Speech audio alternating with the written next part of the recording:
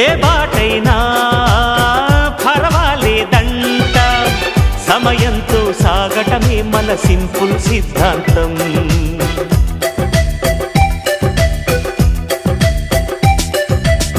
చిరుగాలికి పరిమళమిచ్చే సిరిమల్లెల వనమై ఉందాం, గగనాన్ని నేలను కలిపే హరివిల్లుల వంతెన అవుదాం.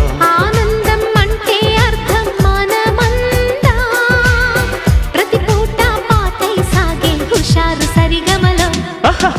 ఎన్నో ఎన్నో రాగాలుండే సంగీతం కాదా, చల్లకి నవ్వుల కేరింత.